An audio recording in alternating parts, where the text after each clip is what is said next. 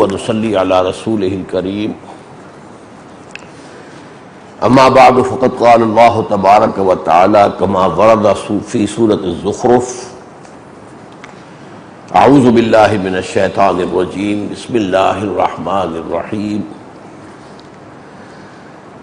ولما ضرب ابن مريم مثلا اذا قومك منه يصدون وقالوا آلهتنا خير ام هو ما ضربوه لك الا جدلا بل هم قوم خصمون ان هو الا عبد انعمنا عليه وجعلناه مثلا لبني اسرائيل ولو نشاء لجعلنا منكم ملائكة في الارض يخلفون وانه لعلم للساعة فلا تمترن بها واتبعون هذا صراط مستقيم وقال عز وجل كما ورد في سورة آل عمران ويكلم الناس في المهد وكهلا وقال عز وجل كما ورد في سورة المائدة وتكلم الناس في المهد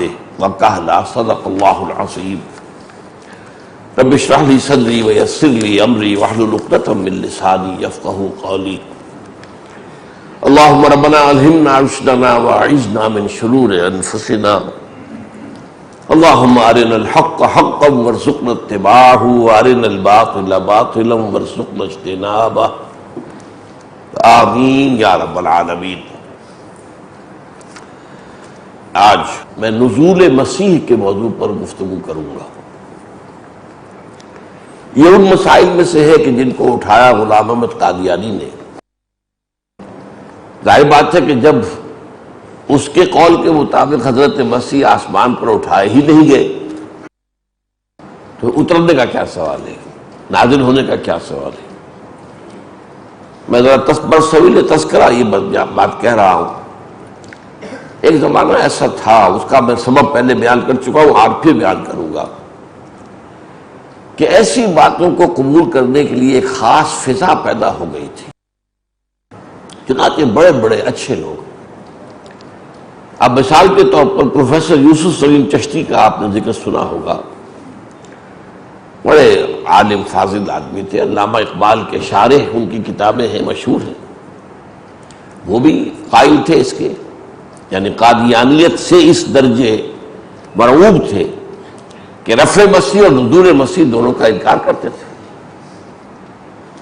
وہ تو پھر ایک مرتبہ میں انہوں نے خاص دعوت دی۔ میرا جب درس ہوتا تھا ہفتے وار اتوار کی صبح کو مسجد شہداء میں، وہ پورے کافی تھے، لمبی نشست میں بیٹھ نہیں سکتے تھے، میرا درس ہوتا تھا کم سے کم 2 گھنٹے ورنہ 2.5 گھنٹے جاتا تھا، تو ان کے لیے خاص اہتمام کیا، گدا بچھایا، تکیہ لگایا، گاؤ تکیہ لگایا، انہیں بلایا، کیونکہ مجھے ان سے انس تھا، محبت تھی۔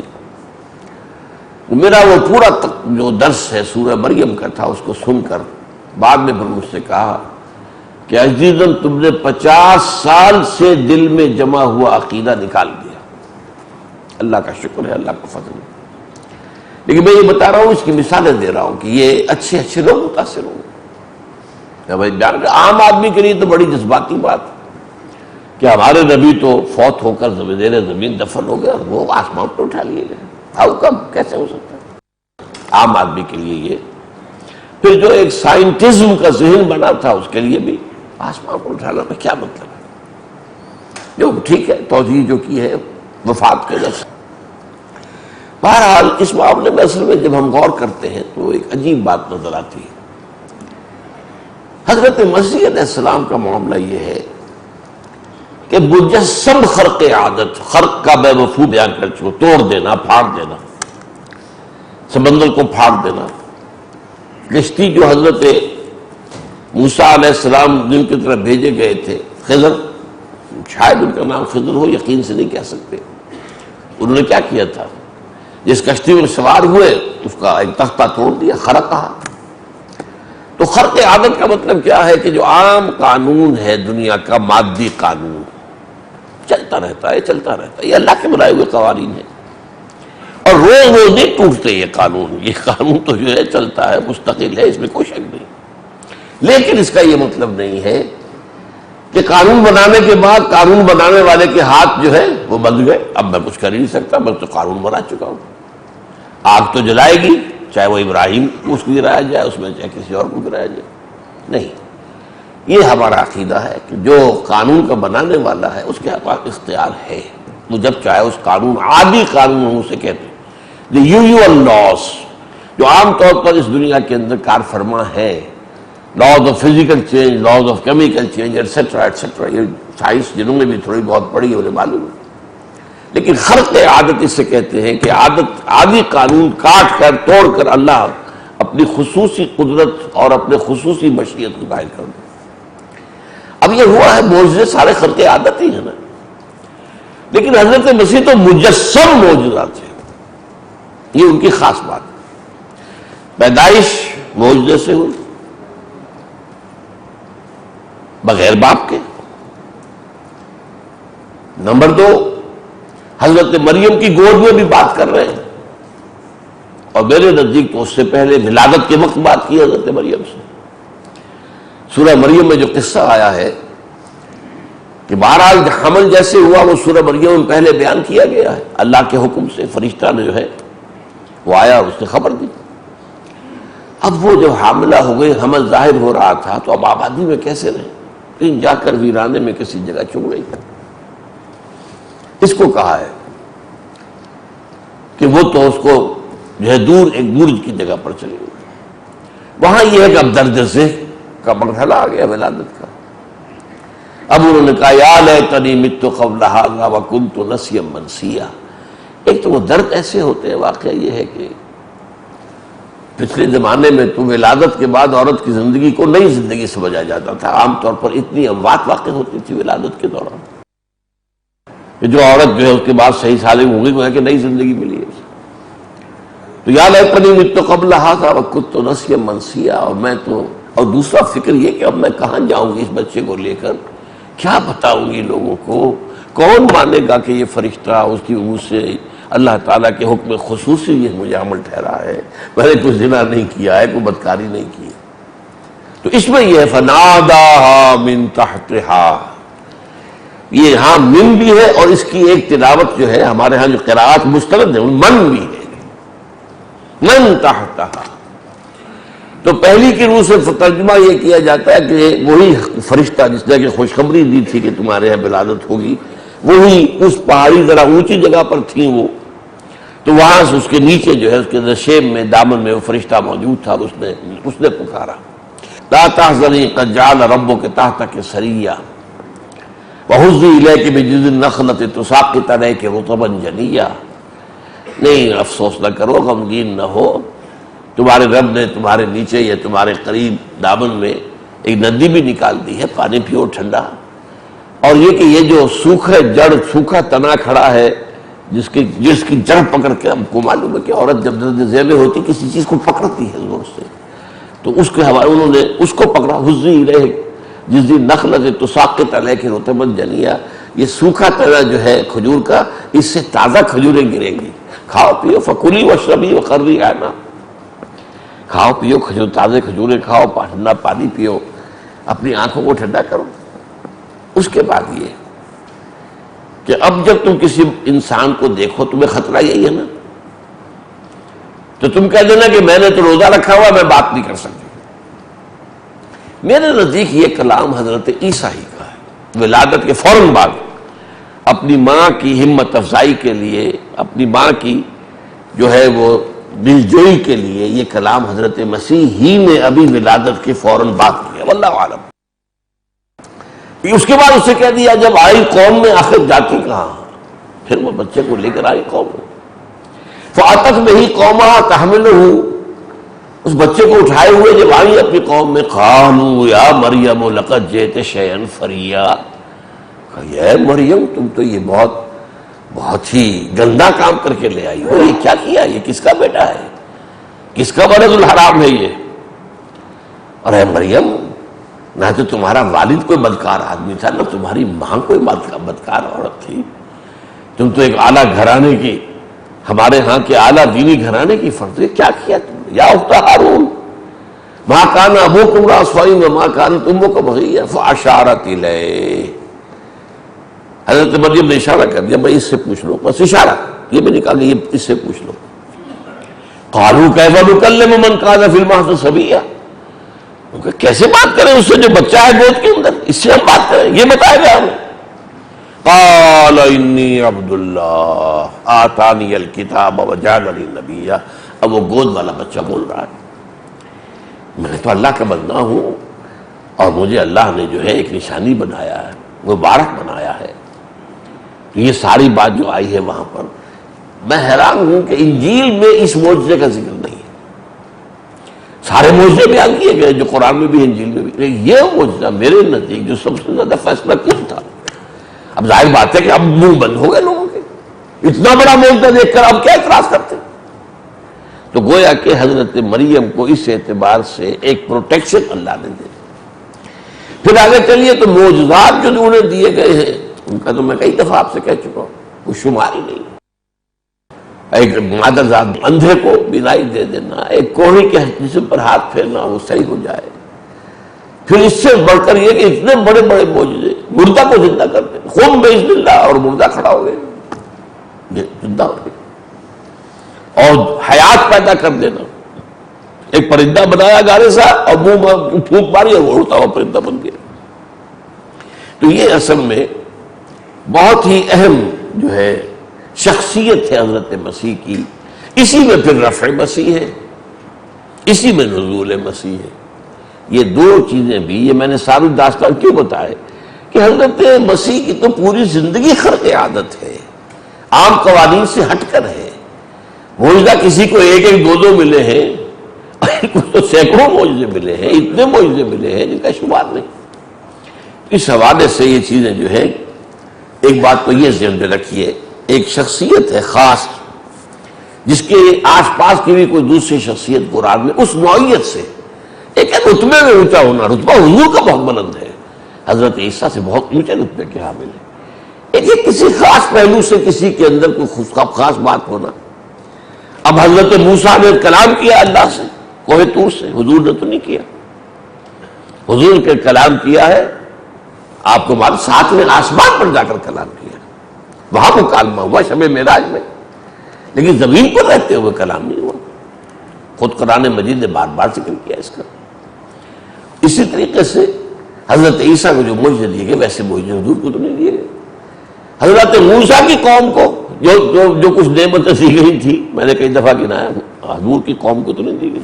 بہرحال اب دوسری بات یہ سمجھیے کہ یہ اصل میں پس منظر اس کا کیا تھا حضرت مسیح کی بعثت کا. یہود پر جب بڑا عذاب اللہ کا آیا تھا، حضرت سلیمان علیہ السلام کے وقت تک تو ان کا ذرا عروج کا دور تھا، 100 برس بڑا عروج. یہ ان کی خلافت راشدہ تھی، جیسے کہ ابوبکر، عمر، عثمان، 3 کی خلافت ہے اصل میں. چوتھی خلافت ایسی جو نزاعی ہے، کیونکہ اس میں پورے عالم اسلام پر حضرت علی کی حکومت قائم نہیں ہو سکی. پورے عالم اسلام پر عمر، ابوبکر، عمر، عثمان رضی اللہ تعالیٰ عنہ. اسی طرح وہ بھی 3 تھے، طالوت، داؤد، سلیمان علیہ السلام. اسی طریقے سے وہاں حضرت سلیمان کے بعد ان کے 2 بیٹوں میں مملکت تقسیم ہو گئی. ایک اسرائیل، وہ شمالی تھی، سامریہ اس کا دارالخلافت ہے. ایک جنوبی جو یہودا کہلاتے تھے، جیوڈا، یہ ہے جنوبی، جس میں کہ یروشلم اس کا دارالخلافت. یہ 2 مملکتیں بن گئی. یہ کچھ دیر چلی، پھر زوال آیا، اخلاق میں، عادات میں، کردار میں، عقائد میں، سب کچھ ہوا جیسے زوال آتا ہے. تو اس زوال کے بعد پھر اللہ کا حساب آیا. پہلے 700 قبل مسیح میں، 721 قبل مسیح میں اشوری، سارگون بادشاہ تھا اشوریہ کا. یہ شام، سیریا جو آج کل کہتا ہے، یہ پچھلے زمانے میں اشوریہ کہلاتا تھا. اشوری اس نے حملہ کیا، اسرائیل کو ختم کیا، مملکت ختم، بالکل برباد ہو گئی. اور تقریباً 200 سال بعد 587 قبل مسیح میں، 150 سال کہہ دیجیے بس، پھر نیبوکڈنیزر آیا، عراق کا بادشاہ، بیبیلونیا کا، کنگ آف بیبیلونیا، بخت نصر اردو میں کہتے ہیں، انگریزی میں نیبوکڈنیزر. یہ گویا کہ عراق کے وہ بادشاہ جو نمرود کہلاتے ہیں، نمارنا. مصر کے بادشاہوں کو کیا کہتے تھے؟ فراعنہ، فرعون. اور جو عراق کے بادشاہ ہوتے تھے نمرود، جن سے مکالمہ حضرت ابراہیم کا ہوا تھا. حضرت ابراہیم اسی نمرود کی مملکت میں پیدا ہوئے. کیلڈین امپائر یہ کہلاتی تھی. وہی وہ شہر ار تھا جہاں حضرت ابراہیم کی ولادت ہوئی. بہرحال وہ جب عذاب آیا ان پر بہت سخت، تو اس وقت کے جو انبیاء اس دور میں آئے، وہاں تو مسلسل انبیاء آ رہے تھے، جیسا کہ میں نے آپ کو کئی دفعہ حدیث سنائی ہے. کلما ہلک نبی خلفہ نبی. بنی اسرائیل میں تو 1400 برس تک نبوت کا تار ٹوٹا ہی نہیں. جیسے ایک نبی فوت ہوا، دوسرا نبی اس کی جگہ پر جانشین ہے. داؤد فوت ہوئے، سلیمان ہے، وہ بھی نبی ہے. تو کئی نبی اس دور میں جو آئے انہیں خوشخبری دی تھی کہ یہودیوں تم پر عذاب کا وقت تو آ گیا ہے، بہت برا وقت آیا ہے، لیکن ایک مسیح آئے گا، اللہ ایک جو ہے مبعوث کرے گا ایک نبی کو، ایک رسول کو، جو تمہیں اس پستی سے نکال کر لے جائے گا اور تمہیں دوبارہ جو تمہاری عظمت تھی داؤد اور سلیمان علیہ السلام کے دور کی عظمت، اس دور سے تمہیں ہمکنار کر دے گا. تو یہودی مسیحا اسے کہتے تھے، مسیحا. وہ حضرت مسیح آ گئے، وہ جو پیشنگوئی تھی پوری ہو گئی. یہودیوں نے نہیں مانا، ہم تو نہیں مانتے. یہودیوں نے کہا یہ تو ولد الزنا ہے، اس کا باپ ہی نہیں معلوم کون ہے. بلکہ ان کا کہنا یہ تھا کہ اس کا نکاح یا اس کا رشتہ ہو چکا تھا. یوسف نجار تھے، ایک بڑی تھا کارپینٹر، لیکن ابھی رخصتی نہیں ہوئی تھی. اس سے پہلے ہی یہ لوگ یہ آپس میں انہوں نے وہ جو ہے جنسی فعل کیا ہے، جس سے یہ نطفہ ہوا، تو یہ ولد الحرام ہے جب تک کہ رخصتی نہ ہو. اچھا، عیسائیوں کا بھی عقیدہ یہی ہے کہ یوسف نجار سے اس کی نسبت ہو گئی تھی لیکن رخصت نہیں ہوئی تھی. لیکن ان کا کہنا یہ ہے کہ جیسے حضرت مریم کے سامنے ایک فرشتے نے آ کر بتایا تھا، خوشخبری دی تھی کہ تمہارے ہاں وہ اللہ کے خاص حکم سے ایک بیٹا پیدا ہوگا، ایسے اس کو بھی جا کر ایک فرشتے نے بتا دیا تھا کہ تم اس کو اب یہ نہ کرنا، اس کے اوپر تہمت اگر لگ گئی ہے تو حاملہ ہو گئی ہے رخصتی سے پہلے، تو اسے تو وہ کر دیتے سنسار. وہاں تو بڑی سختی کے ساتھ سنساری کا قانون نافذ تھا، اسٹوننگ ٹو ڈیتھ، راجم. خواب کے اندر بھی وہ ڈرتا ہے کہ یہ وقت وہ دیکھ رہا کہ میں مریم کو میں پتھر ماروں گا. اسے مریم سے محبت بھی تھی، شادی ان کی ہو چکی تھی، وہ رخصتی نہیں ہوئی تھی. پھر فرشتے نے اسے کہا کہ نہیں، اس کے پیٹ میں جو ہے وہ کسی انسان کا نطفہ نہیں ہے، وہ اللہ تعالیٰ کا خاص حکم ہے، کلمۃ منہ، اللہ کا ایک خاص کلمہ ہے. تو چنانچہ ان کی شادی ہو گئی، پھر باقاعدہ رخصتی ہو گئی. تو یہ ہے، یہ تفصیل جو ہے یہ میں نے آپ کو بتا دی. لیکن جو ہے معاملہ یہودیوں نے ولد الزنا کہا، انہوں نے بہرحال نہیں مانا. ان کا ٹھیک ہے، تو یہ تو دونوں کو یہ خبر مل چکی تھی اس لیے. لیکن یہ سوال باقی رہ جاتا ہے کہ یہ دونوں کو تو خبر مل گئی تھی، لیکن باقی یہودیوں کو کیسے خبر ملتی؟ قرآن جو بتا رہا ہے انہوں نے سب کے سامنے معاملہ کھول دیا کہ وہ بچہ جو گود میں وہ خود کہہ رہا، قال انی عبد اللہ آتانی الکتاب وجعلنی نبیا وجعلنی مبارکا اینما کنت واوصانی بالصلاۃ والزکاۃ ما دمت حیا وبرا بوالدتی ولم یجعلنی جبارا شقیا والسلام علی یوم ولدت ویوم اموت ویوم ابعث حیا ذالک عیسی ابن مریم. یہ ہے عیسی ابن مریم. تو قرآن میں تو اس طریقے سے بات کر دی نا کہ اب ظاہر بات ہے کسی کے لیے کوئی حضرت مریم پر کوئی تہمت لگانی ممکن ہے، جب زبانیں گنگ ہو گئی ہوں گی، یہ تو ہے ہی معاملہ کو رہتا. بہرحال یہ جو میں نے کہا نا کہ وہ منتظر بیٹھے ہوئے تھے مسیح کے، جب مسیح آیا تو انہوں نے جو ہے وہ ماننے سے انکار کر دیا.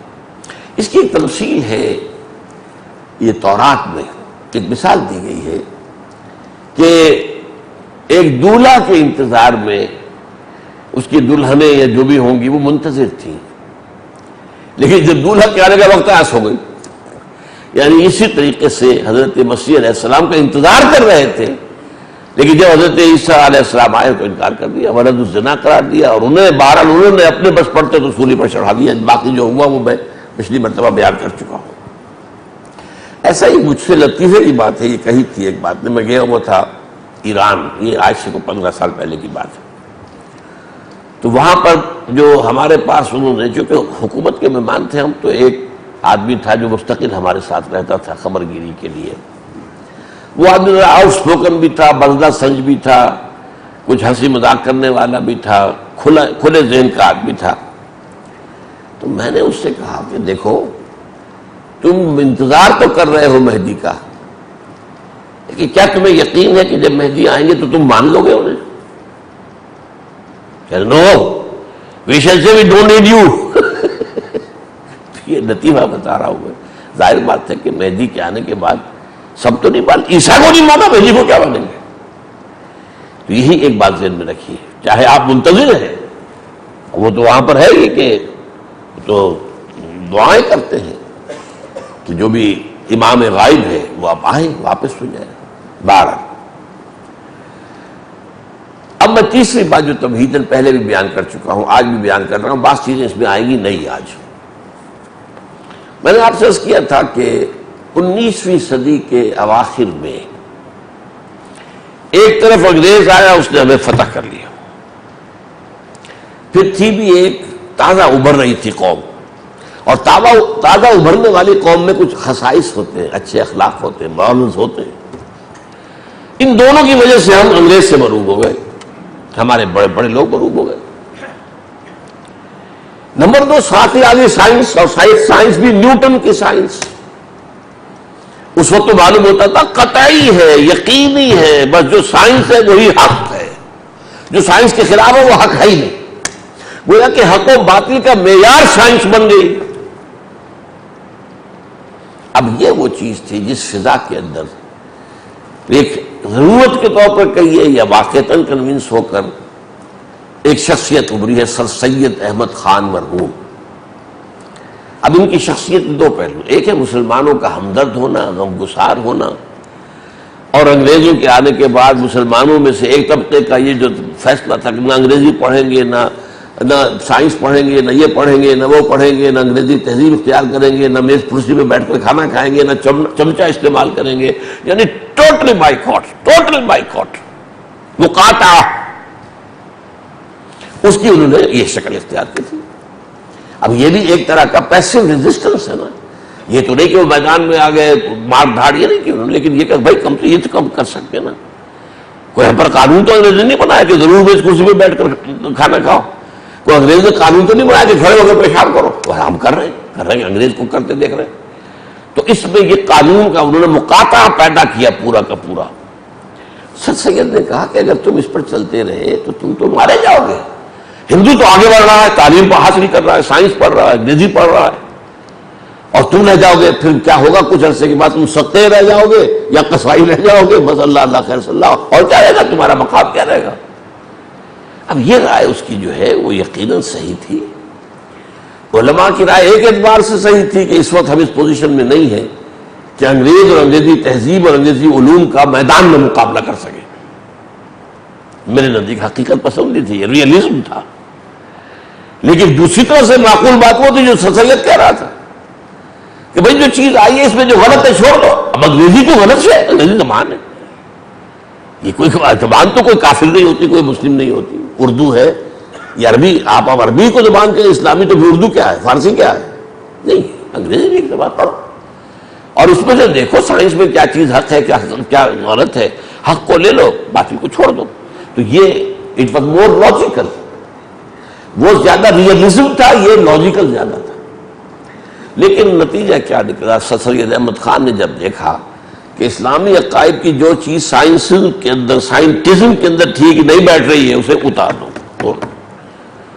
یہ فرشتہ کوئی چیز نہیں ہے، جن کوئی چیز نہیں ہے، اور یہ معجزات کوئی شے نہیں ہے، یہ مسیح نہ اٹھانا اترے گا، کوئی سوال ہی پیدا نہیں ہوتا. یہ وہ اور یہ پیشن گوئیاں اور یہ معجزات قرآن کے پیشن گوئیاں احادیث کی سب جو ہے رد کر کے پھینک دی. اور ان سے دو قسم کے لوگ متاثر ہوا سر سید سے. یہ ہے ایک نقطہ جو میں آج بیان کر رہا ہوں.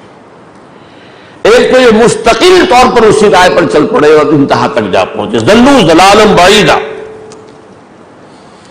ان میں سر فہرست آتا ہے غلام احمد قادیانی. لیکن غلام احمد قادیانی سے یہ جو ہے جو زہر اتنا نہیں پھیلا جتنا کہ مولوی محمد علی لاہوری سے، جس سے کہ لاہوری ان کا فرقہ بنا ہے. یہ بہت بڑا عالم تھا، انگریزی کا بھی تھا. اس نے انگریزی میں تفسیر لکھی اور اس وقت تک ظاہر بات ہے کوئی تفسیر انگریزی میں موجود نہیں تھی. ہمارے علماء حقانی میں سے تو کسی نے نہیں لکھی تھی. تو جو انگریزی پڑھ کر نوجوان آ رہا تھا وہ قرآن کیسے سمجھے؟ عربی اس نے پڑھی نہیں. عربی فارسی سے تو ہمارا ناطہ منقطع ہو گیا. جسے ملازمت کرنی ہے انگریز کی، وہ انگریزی پڑھے گا. اس انگریزی پڑھنے والوں کو اسلام کون سکھائے؟ تو یہ کتاب انتہائی مقبول ہوئی، تفسیر مولوی محمد علی کی انگریزی کے اندر. اس کے اندر وہ ذہن ہے. اور آپ کو میں بتا دوں کہ ہمارے ایک بہت بڑے آدمی مولانا عبد الماجد دریابادی رحمۃ اللہ علیہ، وہ چونکہ انہوں نے فلسفہ پڑھا تھا نوجوانی میں، ملحد ہو گئے تھے. ممکن کوئی خدا ہوتا نہیں بولے. وہ یہ کہتے ہیں کہ مجھے الحاد سے مذہب کی طرف لانے والی چیز کون سی ہے؟ گیتا. ہندوؤں کی کتاب گیتا، مقدس گیتا ان کی. تو مجھے ملحد سے نکال کر اور مذہبی بنا دیا، یعنی روحانیت کا کوئی کام کا قائل ہو گیا. اور پھر اس مذہبیت سے اسلام تک لانے والا وہ مولوی محمد علی لاہوری ہے، جس کی یہ تفسیر میں نے پڑھی تو پھر میں اسلام پر. تو ایک تو یہ لوگ، لیکن یہ کہ ان کے اندر یہ زہر مستقل ہو. پھر یہ کہ اس کے بعد علامہ مشتقی اسی نوعیت کی شخصیت، میں بتا چکا ہوں کسی مرتبہ، مولوی کا غلط مذہب نمبر 1، مولوی کا غلط مذہب نمبر 2، مولوی کا غلط نمبر 3. سارے مولویوں کے لیے سارے عقائد یہ وہ سب غلط. پھر جملہ منکرین سنت کا طائفہ جو آیا ہے، منکرین سنت، ان میں سب سے زیادہ جس شخص نے زہر گھولا ہے، کون سیاہی گھول رہا ہے وقت کے بہتے دریا میں، وہ غلام احمد پرویز. اچھا لکھنے والا، اچھا بولنے والا، لیکن اس نے جس طریقے سے حدیث سے رشتہ کاٹا ہے امت مسلمہ کا. روشن خیال اینکرز ہیں، روشن خیال جو ہے وہ جو بھی دانشور ہیں، خاص طور پر مشرف نے جس طرح اس روشن خیالی کو پروان چڑھایا ہے، دودھ پلا کر پیسے دیے بے تحاشا ان لوگوں کو، بے تحاشا مدد کی ہے.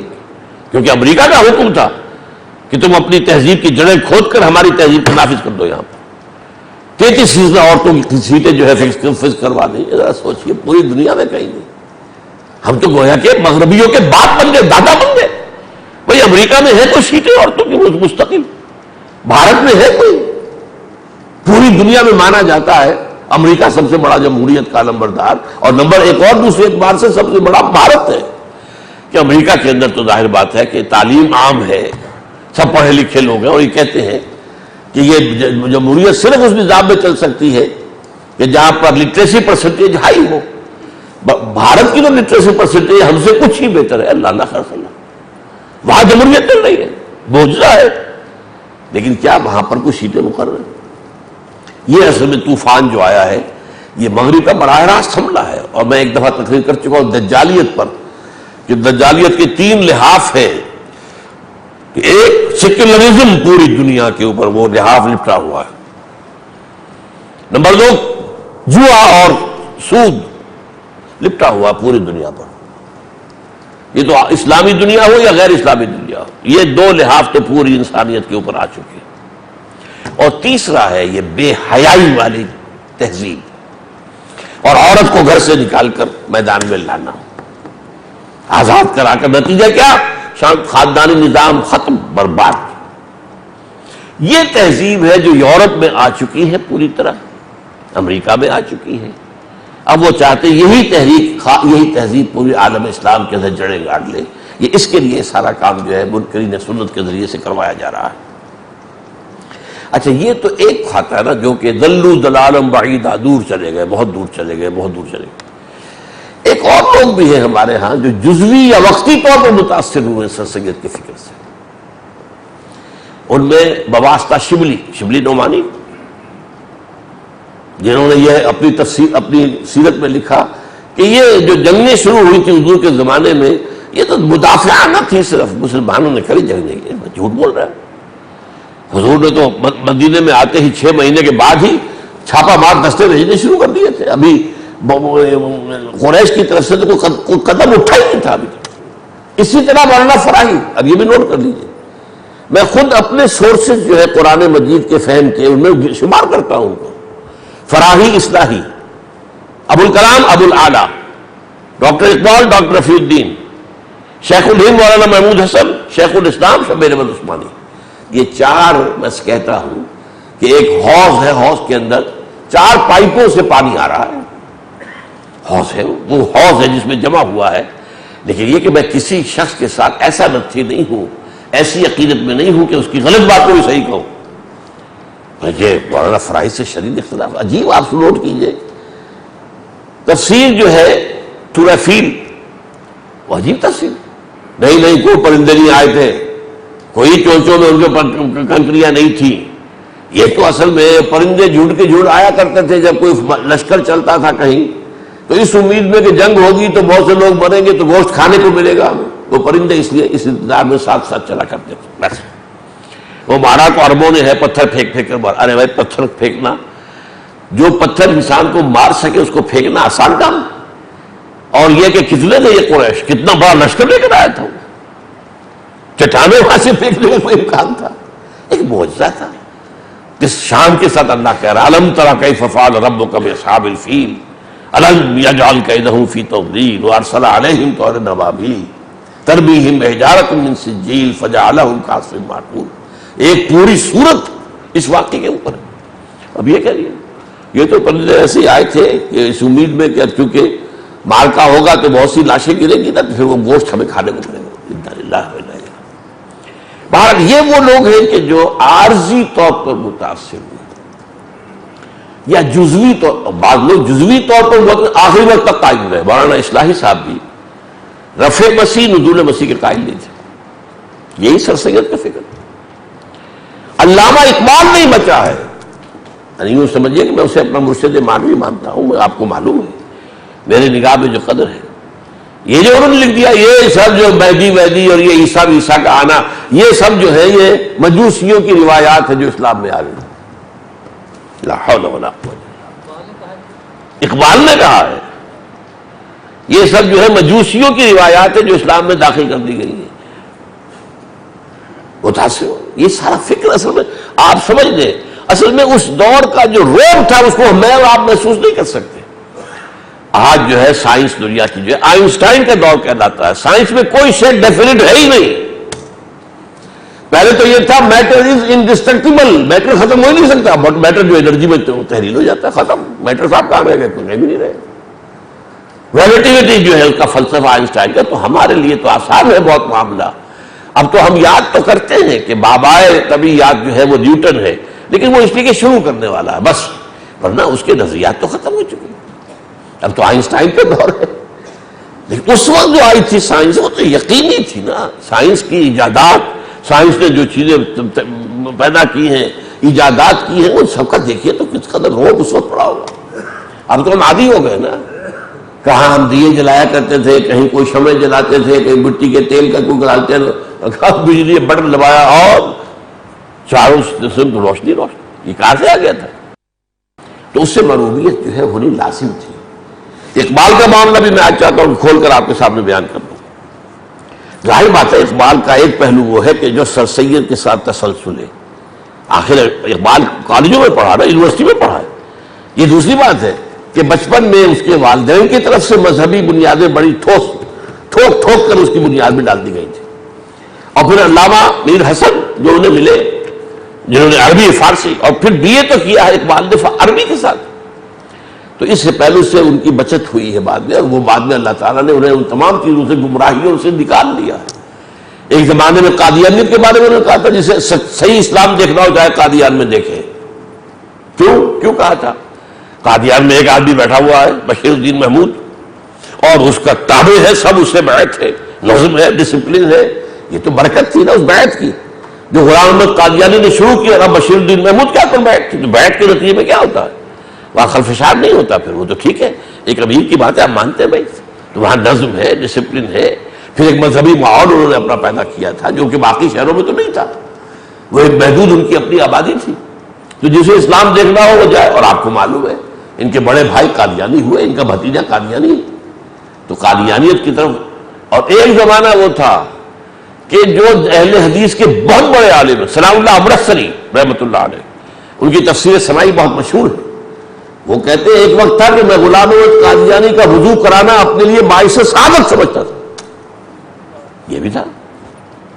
تو متاثر ہو جانا وقتی طور پر، تو علامہ اقبال کس درجے، آپ سوچیے ایک اقبال وہ تھا جو ترانہ الاپرا سارے جہاں سے اچھا ہندوستان ہمارا، ہم بلبلیں ہیں اس کی اور یہ گلستاں ہمارا، اور مذہب نہیں سکھاتا آپس میں بیر رکھنا، ہندی ہے ہم وطن ہے ہندوستان ہمارا، یہ نعرے۔ اور کہتے کیا ہے،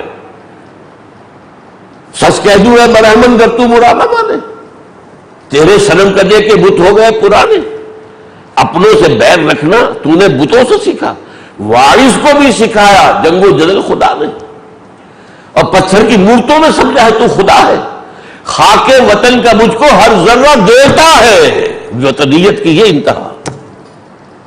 وہی اقبال ہے جو پھر کہتا نہیں مسلمان علیحدہ قوم ہے، یہ ایک وطن میں نہیں ہے، وطن تو اسلام کے لیے گویا کہ مقبرہ ہے، یا وطن تو اس دور کا جو سب سے بڑا معبود ہے، اس دور میں میں اور ہے جام اور ہے جم اور، ساقی نے بنا کی روش لطف و ستم اور مسلم نے بھی تعمیر کیا اپنا حرم، اور تہذیب کے اعظم نے ترشوائے سلم، اور ان تازہ خداؤں میں بڑا سب سے وطن ہے، جو پیرہن اس کا ہے وہ مذہب کا کفن ہے، یہ وہی اقبال کہہ رہا ہے۔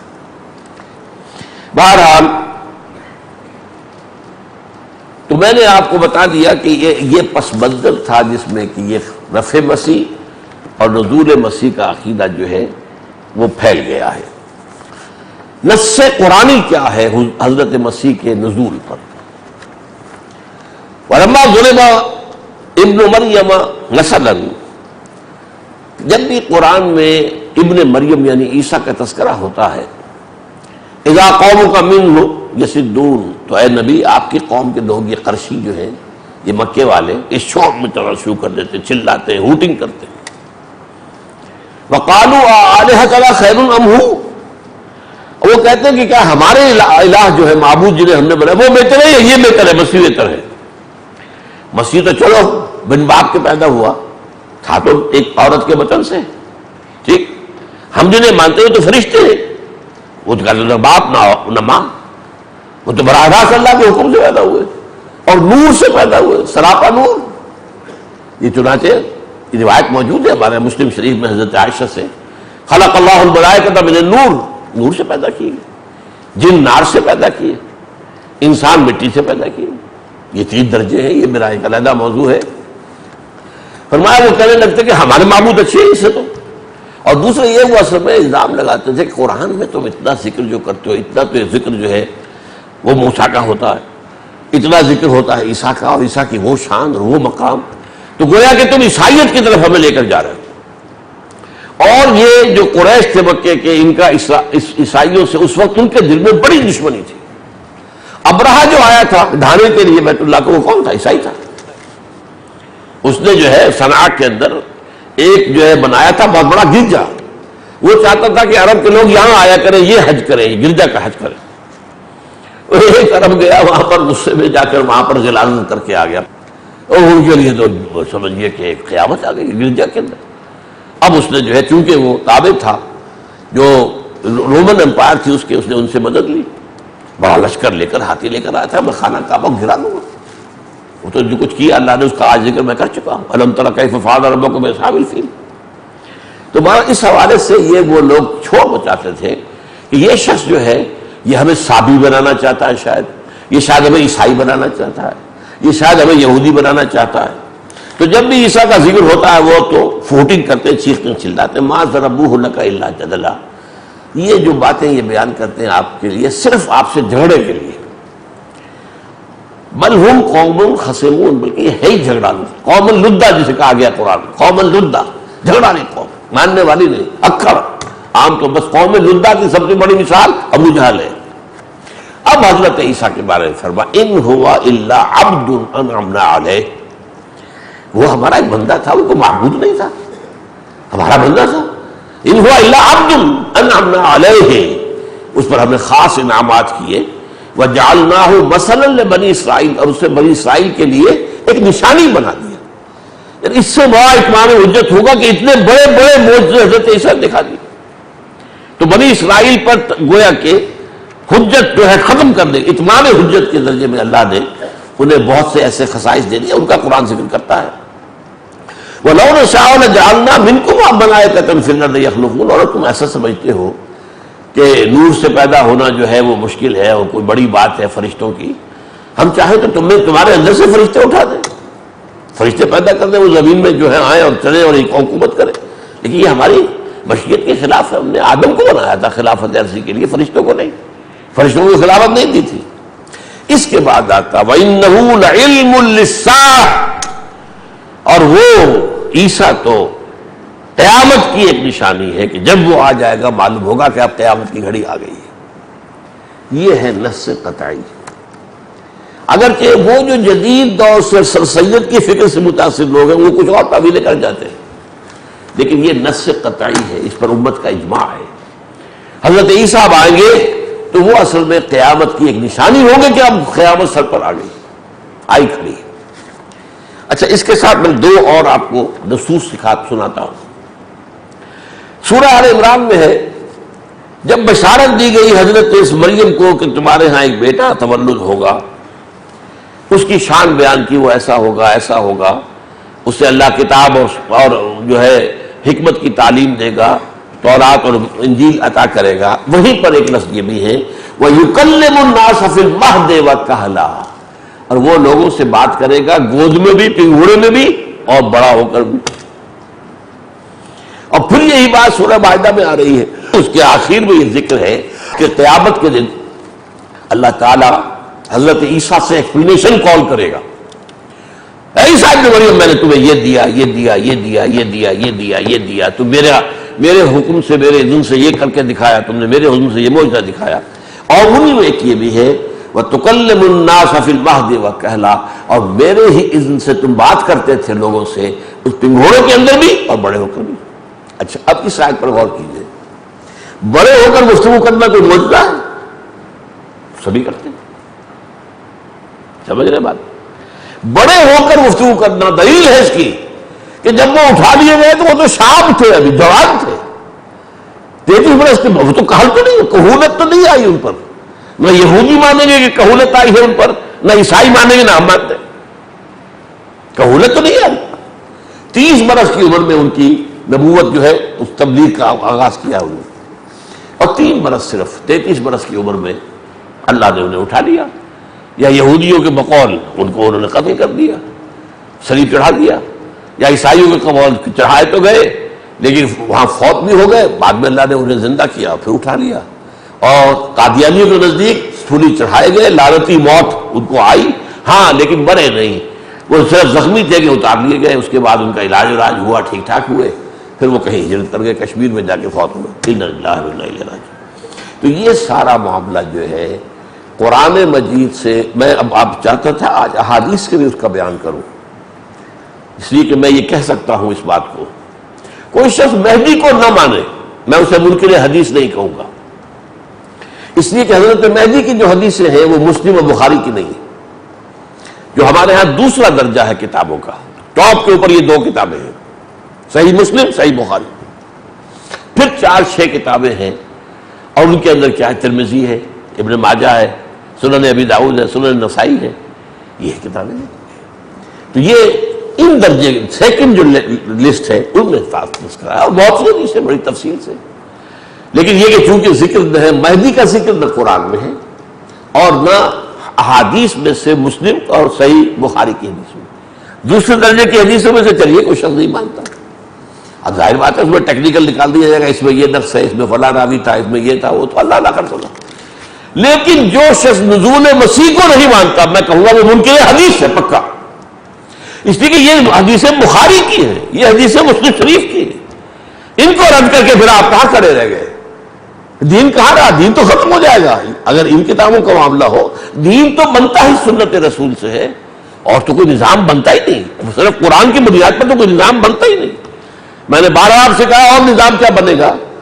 نظام نماز نہیں بنتا، کون بتائے گا 5 نمازیں اور 5 اس کے اوقات کہ کب سے کب تک، کب سے کب تک، کب سے کب، کون بتائے گا؟ کون بتائے گا کہ 2 رکعتیں ہیں فجر کے اندر فرض، اور 4 ہیں ظہر میں، 4 ہیں عصر میں، اور 3 ہیں مغرب، کون بتائے گا؟ اختلاف کریں گے لوگ، 2 آدمی بھی نماز پر متفق نہیں ہو سکتے، ہر ایک کی اپنی تعویل ہو جائے گی. دیکھو قرآن سے ثابت ہے 2 وقت ہے، قبل طلوع الشمس و قبل غروبها، بس سورج کے طلوع ہونے سے پہلے اور سورج کے غروب سے پہلے بس 2 نمازیں، کبھی 2 نمازیں کبھی 3 نمازیں، یہ ہوا ہے. ٹھیک ہے، 5 وقتہ نظام آیا ہے سن 11 نبوی کے اندر معراج کے موقع پر 5.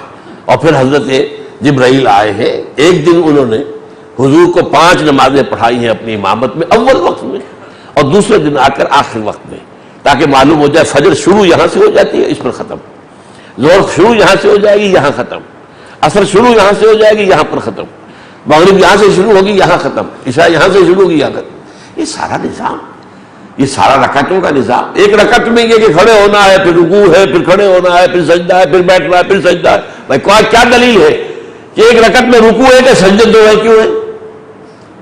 کیوں نہیں سجدہ بھی ایک ہوتا؟ کون دے گا؟ 2 انسان بھی متفق نہیں ہو سکتے نماز ایسی چیز پر جو کہ الصلاۃ و عماد الدین ہے، دین کا ستون. اس اعتبار سے میں آج یہاں ڈنکے کی چوٹ کہہ رہا ہوں کہ علامہ اقبال بھی اس فہرست میں آ جاتے ہیں اگر وہ آخری وقت تک قائم رہے ہوں اس پر. میرے نزدیک نہیں.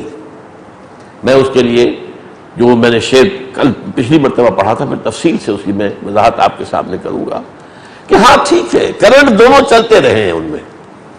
جیسے میں نے آپ کو کہا کبھی وہ خالص وطنی تھے، کبھی غیر وطنی ہو گئے. بالکل وطن کو انہوں نے سمجھا کہ یہ تو معبود ہے، کفن ہے، جو پیرہن اس کا ہے وہ مذہب کا کفن ہے. اب یہاں تک بھی پہنچ گئے. اقبال تو وہی ہے، شخص تو وہی ہے، خیالات بدلے.